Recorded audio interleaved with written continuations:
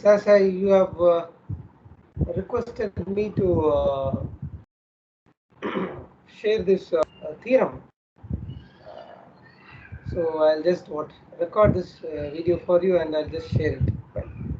I'll just share my screen first, and we'll proceed further. Right. Yeah.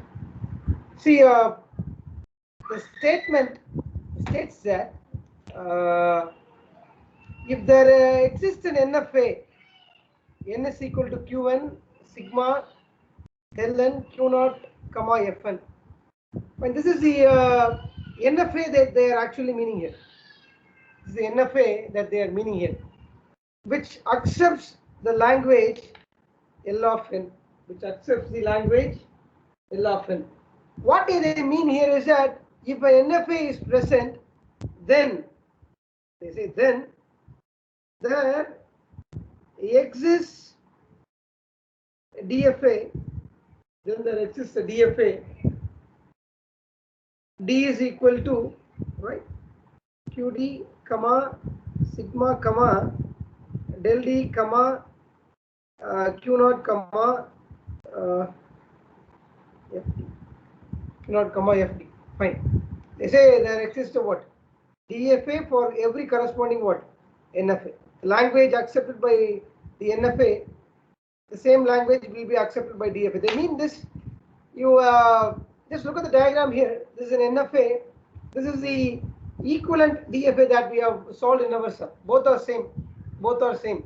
They say if this is present, definitely this will also be present. So that is the idea here, right, of this theorem. What we have done in the sum, it is a replication in the theorem. So this is the NFA and this is the corresponding what? DFA. So the statement has got another variation here, right? So they will their question paper may take another variation. They will state like this, or the same theorem can be defined in this way. They would say let L be a language, L be a language, fine, L be a language accepted by NFA, fine. Then there exists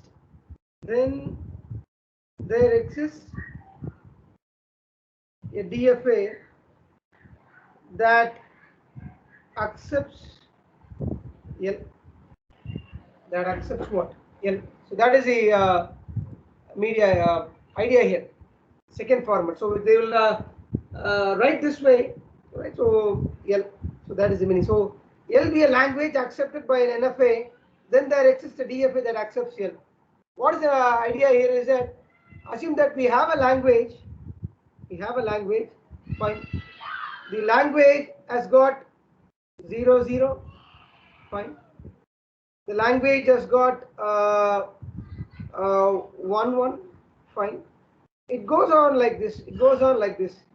They say if this 0, 0, look here, this 0, 0 will be accepted by this NFA.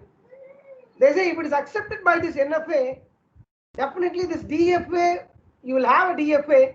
Look at 0, 0, sorry, 0 and 0 will be accepted. So that's the meaning here. If you have an NFA that accepts this language, similarly you have a DFA that accepts what? This language. So 1, 1, you have 1 here, again 1 here.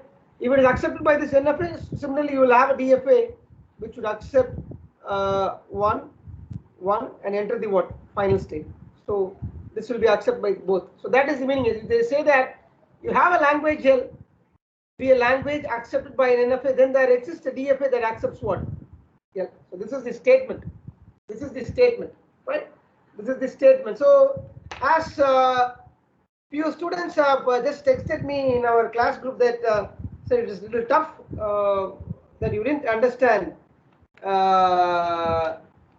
the proof, right? So I just wanted to take you to your small classes, right? So this is the principle of mathematical induction that we studied in our small class, right? So fine. So what we have studied there,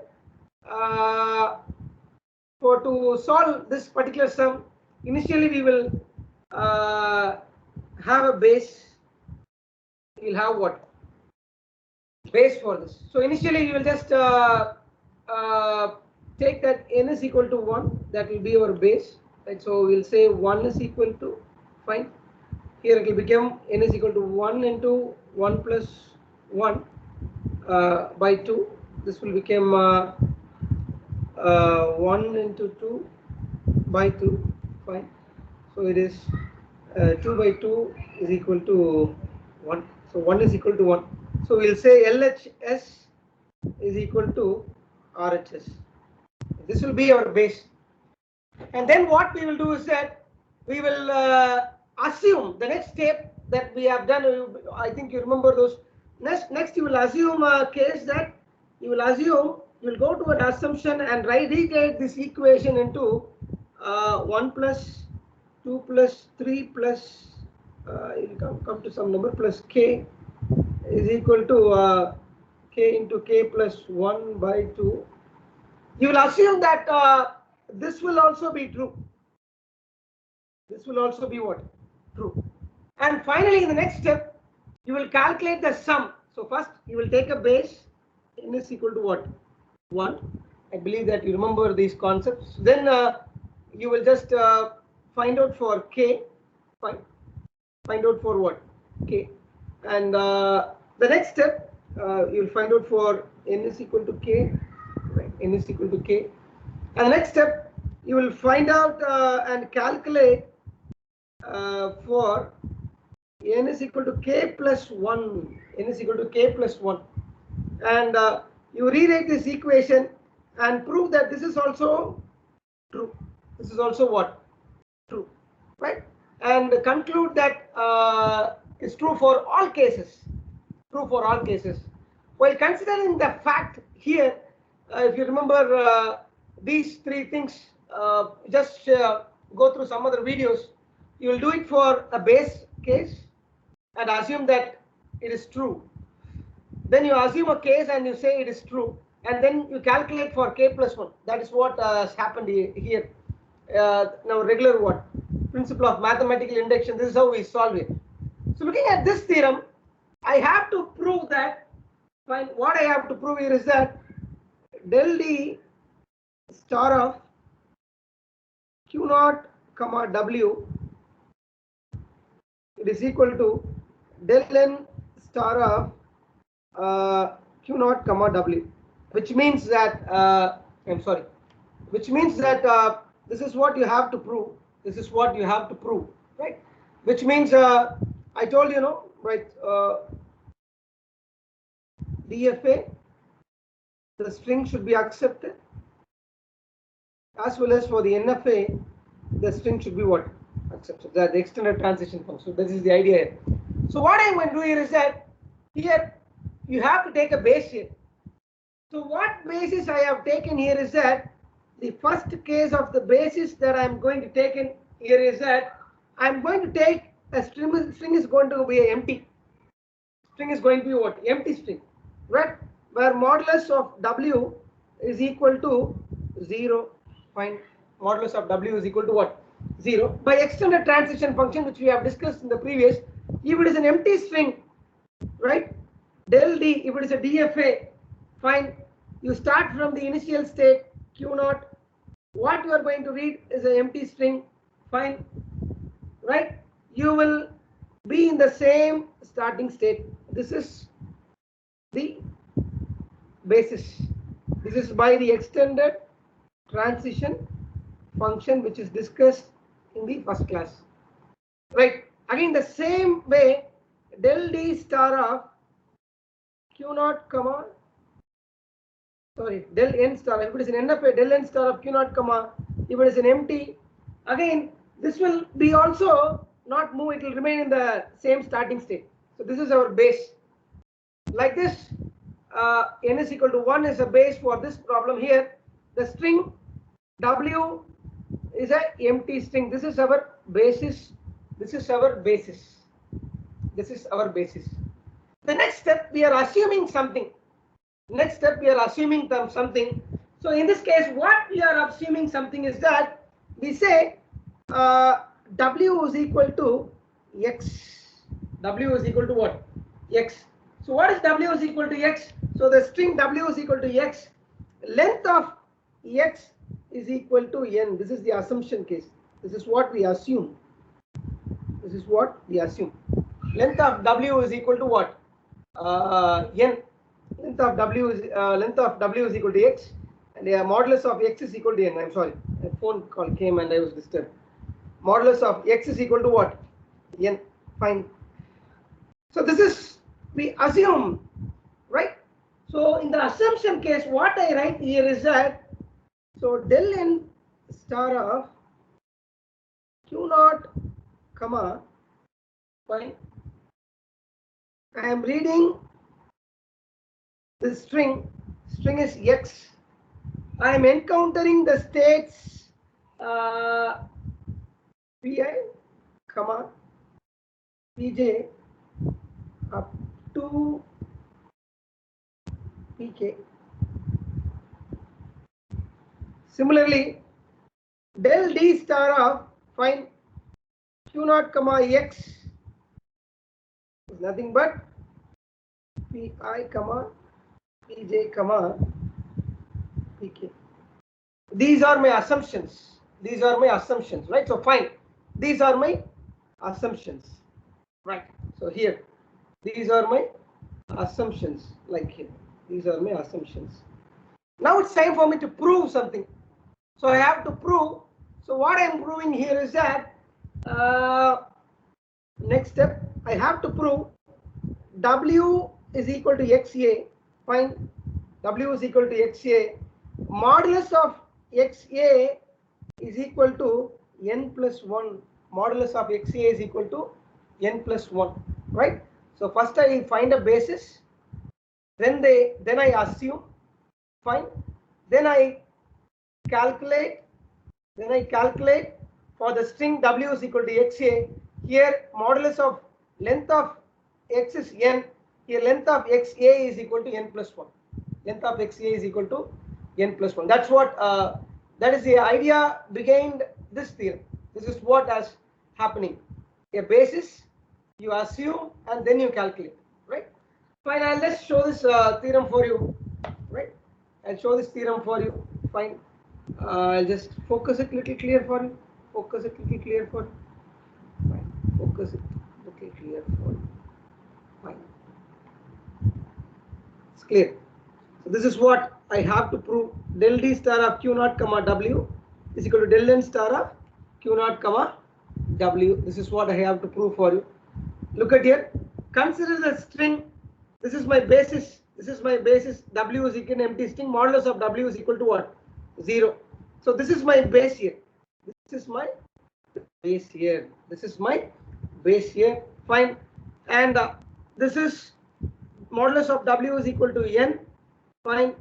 Hence, modulus of w is equal to n plus 1. You have to assume and then you have to prove. So that's the statement here. Modulus of x is equal to n here, and modulus of xa is equal to n plus 1. So what I have assumed here is that, listen carefully here. Here modulus of x in this case, right? Let's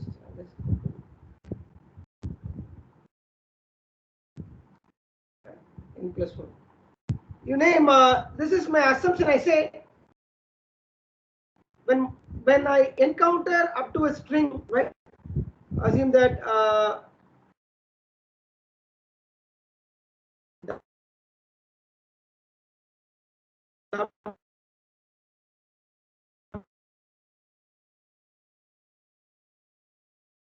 w, PA, PJ, and PK. So that's what I have mentioned here. Again, the same thing is mentioned here in the next step. Look at the next step here. Look at the next step here. Fine.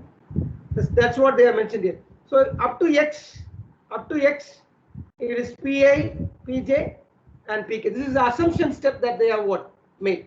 So what you have to calculate here is that the next step of the calculation is that you have to find out the transition for xa, which is nothing but n plus 1. N plus 1. The length of xa is n plus 1. So you are assuming for n, and then you are calculating for n plus 1. In n plus 1, you substitute what you have found out for n, that is del n star of q naught comma x. What you have found out? You are assuming that these are the states that you are encountering. So you are putting these states followed by this A at last, and then you are finding the regular concept of this union Pi comma A union, del n of Pj comma A union, and del n of Pk comma Pk comma A. First step is done. For this NFA again, you are assuming the second step. You are assuming this assuming process. What you have assumed, you have to substitute here, followed by A, right? So by concluding these two equations, you are coming to a conclusion. These two equations, what you have found out, two equations that you have, what you have found out, you are substituting it again. You are getting the same set. So you are substituting this equation, which means if I would be able to reach the starting state and reach the final state by reading string W by a DFA. Similarly, an NFA will be there. I can read a string W, start from the starting stage Q0, and I can read the what, end the what, reach the final state. So that is the idea after substituting this what, two equations, which means both will enter the final state. You are able to reach the what, final state. So then both enters into the final state accepting the same language. Thus L of n is equal to L of d. Hence it is proved, right? So this is the idea how our sum proceeds. So don't get confused. What is this basis? These are the things that we need to be little clear. This is our principle of mathematical induction. You will have a base. In our case, our base is an empty string, right? Then we assume, right? We assume W is equal to X, modulus of X is equal to N, modulus of X is equal to N. Here we assume, fine, and finally we calculate W is equal to XA. W is equal to what? XA, where modulus of XA is equal to n plus 1, right? So this is how this is our 9th standard principle of mathematical induction. This is what has happened there in the theorem. You can go ahead with that, right? So I believe that the theorem is there available in